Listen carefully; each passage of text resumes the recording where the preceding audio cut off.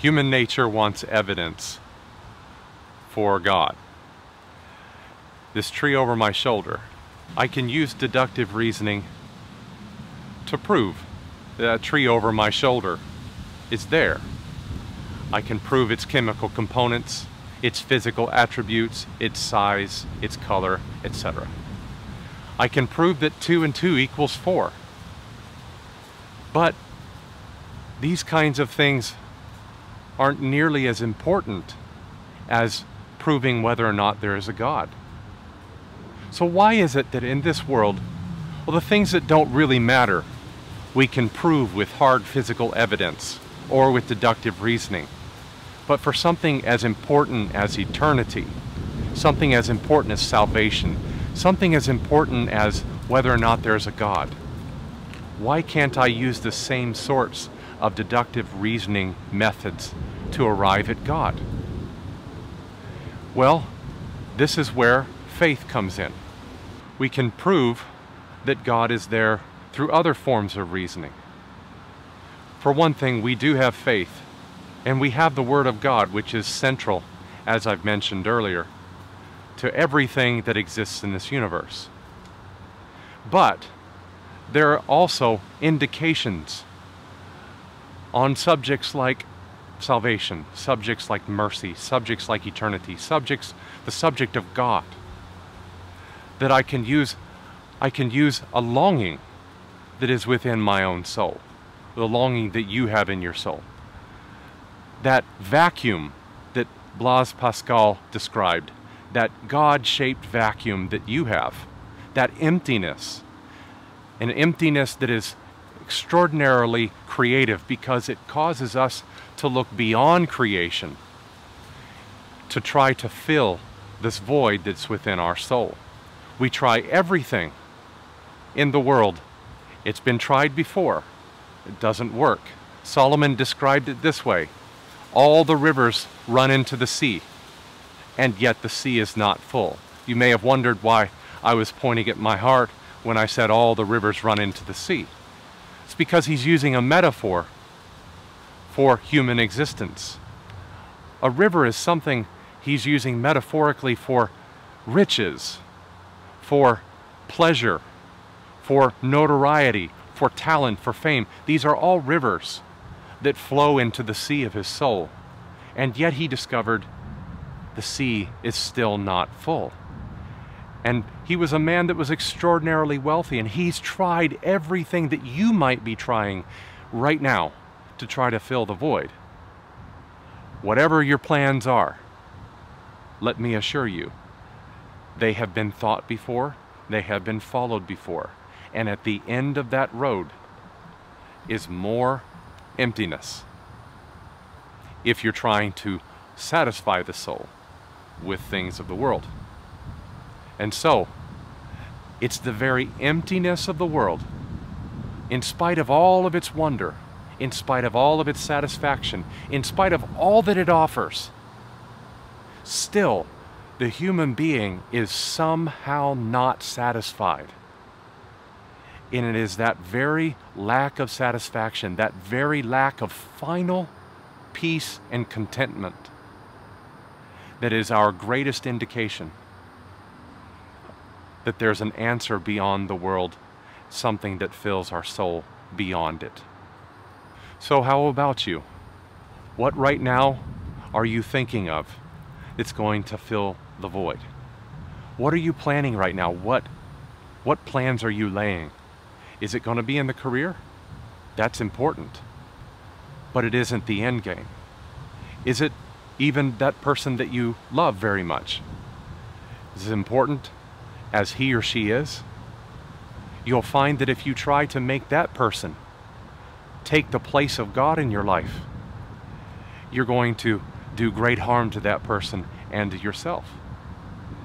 It's not a strong enough of a gravity point, not strong enough gravity there to hold in orbit all that your soul needs. May I suggest to you that of all of God's creations pointing us towards Him, perhaps His greatest creation is not something, but a nothing. an emptiness, a profound loneliness. What if God created an emptiness to lead you to Him?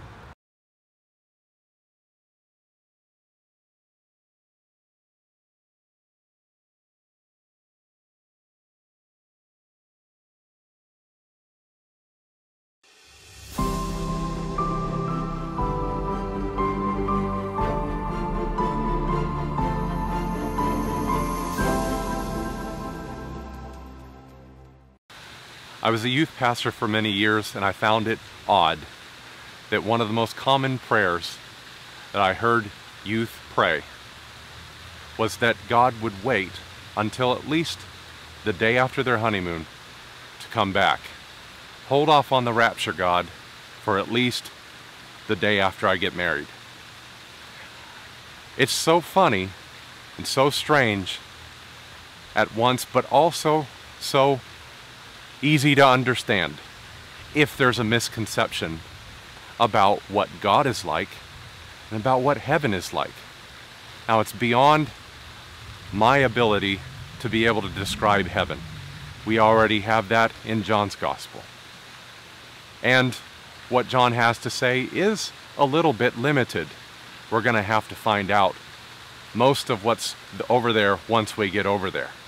However, the more important point, I think, is that the Bible doesn't describe heaven as some kind of a eternal church service in which we all sing songs, play drums, play the organ, play the keyboard, and listen to sermon after sermon after sermon for an eternity. And I think that might be why sometimes I hear young people wanting to hold off on the rapture until at least the honeymoon, or sometimes even expressing doubt as to the wonder of heaven, or wanting to go to heaven. They want to go to heaven because they don't want to go to hell. It's the only alternative. But that's, again, probably based upon a very poor perception of what heaven is like. Suppose we have a young man in love with a beautiful young lady. He wants to wait. He wants heaven to wait, because for him, she's heaven. She has this way. Whenever she's there, his heart beats a little faster. Whenever she's gone, he feels like something's been torn away from him.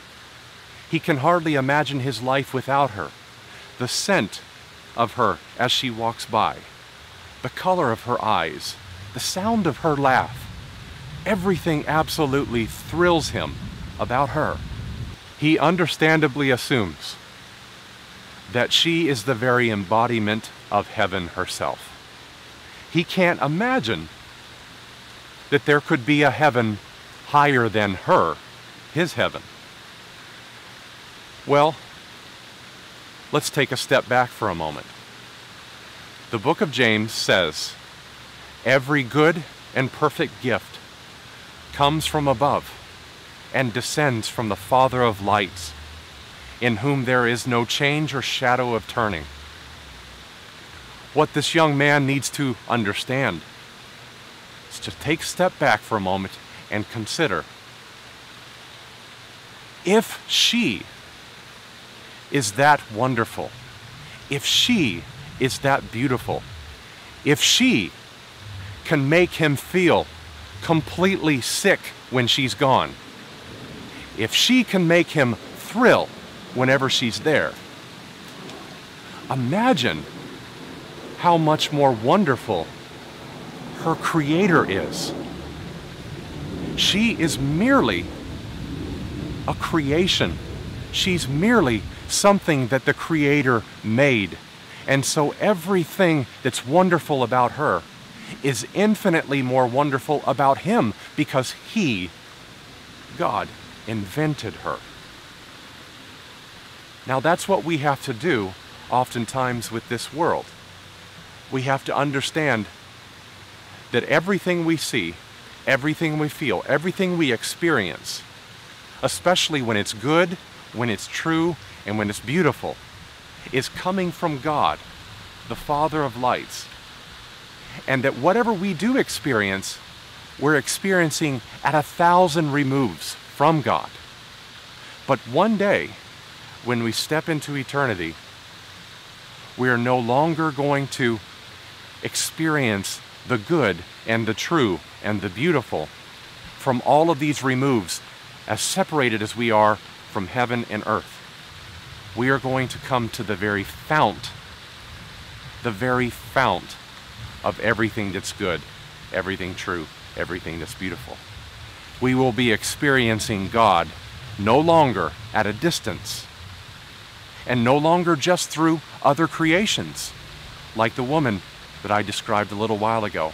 We will experience God Himself, completely unfiltered, completely untainted by our own experiences. And that really is what is so wonderful about this world. This world leads us to God. This world is like a matchmaker between us and God, leading us to Him. If this can be so wonderful, if she can be so wonderful, how much more wonderful the Creator. And so, like the detective who looks for a culprit by tracing the fingerprint back to the finger, so is the world, this kind of fingerprint of God through which we trace everything back to God Himself.